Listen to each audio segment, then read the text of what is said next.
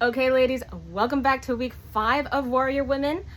I hope that you warriors feel a little bit more empowered and stuff like that as we continue to go on, and hopefully we are breaking some strongholds in the meantime. I also hope that you guys are reaching out to one another as need be, as you guys develop connections and stuff like that. Even if you don't reach out to anybody that's within the group, I hope that you're reaching out to somebody as you need. That being said,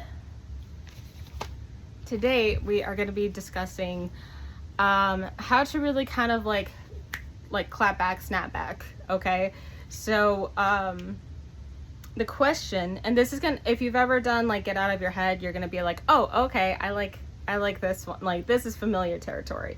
So the question is, what thoughts have you needed to take captive and make obedient to God? Now, in the context of identity, what does this have to do with anything? Because usually we're discussing changing our thoughts and, making them more holy and everything like that. And whereas that's not untrue or not relevant, that also means the way that we talk about ourselves. That also means the way that we talk about our situations, the way that we discuss or perceive the world around us. Because some of us, we are lingering on to some bitter thoughts and everything like that. Sometimes it's like, oh, this person doesn't know how to shut up during group, or this person doesn't know how to act according to my standards or what I believe are societal standards. Like, how dare this person just rip a loud one and act like nothing happened? Or, how dare my significant other, like my husband or my boyfriend, say this about me or whatever. I could go on, I can make a whole bunch of different scenarios, but you get the point. Our thoughts are not exclusive to just sin alone, but also how we perceive ourselves and how that it affects our day-to-day versions of our identity. That being said, that the scripture that I want to use, again, this is going to be very reminiscent if you've ever read the book, is we demolish every argument and every pretension that sets itself up against the knowledge of God, and we take captive every thought and make it obedient to God. Now, I want to break down this verse a little bit because it's the knowledge of God. That knowledge of God part, that is so important to our identity, because when we forget who God is, when we lose sight of his capabilities, abilities, however you want to perceive that, what God is going to do and capable of doing, what he's promised to do, all of these things, the way that we perceive God directly affects our identity. Because if we cannot rely on God, if we do not trust God, then we have a hard time trusting our day-to-day lives and how it's going to go according to his will, not our own. And so, one of my favorite songs is Have Your Way by Katie Nicole. Yeah, that sounds right.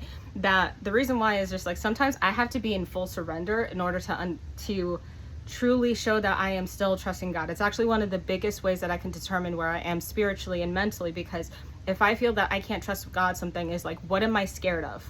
What thought am I not keeping captive? Because if I'm not keeping it captive and making it obedient to God, I'm going to continue to question God's, not only his authority in my life, but also his sovereignty, as well as his ability to change my circumstances as I need it changed, or making it in such a way where if I don't trust God, then how am I supposed to carry on in my day-to-day life? Because I already know that I can't do it myself. I can't make myself, I can't promise myself anything, because I am not capable. And understanding that we are not capable on our own is okay.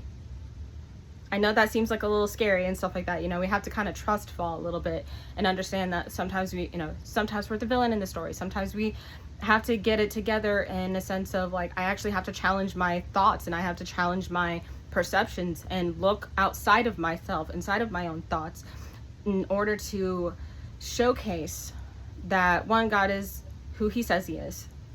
Two, that in order for me to be like Christ, I need to understand Christ. That me having the knowledge of God will allow me to be more Christ-like, and therefore doing my walk properly, right up, and not tripping over stupid crap, because I have an understanding and I have the sight to see, oh, that is a rock that's coming up. And as somebody who has vision issues, that is crucial. But that is walking in the light, because he is a lamp unto our feet, and if we are paying attention to where the light is, we'll see where we need to go. I have tripped so much because I'm not looking where I'm going, and I know that's kind of a weird thing to laugh at, but at the same time, it's just There's been times where I'm not looking forward. I ran into a pole in the middle of a Hobby Lobby. It echoed because they have metal poles in that store. I embarrassed myself because I was not looking forward. And much in the same way, when we keep on trying to look at the side and everything else except staying on the straight and narrow, regardless of what that looks like, we run into metal poles and embarrass ourselves in front of strangers. But again, jokes aside, that sometimes the thoughts that we need to take captive is the perception of the world around us and the way that we perceive ourselves, because then we are forgetting what God has already imbued in within us. So I know I got a little bit excitable in a different way this week, but I really truly hope that God reveals to you something that you realize that you need to correct. I know for me, I need to correct this imposter syndrome that I'm struggling with as I'm recording this. But I know that God's going to do something great. And so I hope you will be able to break a stronghold today. Love you. Bye.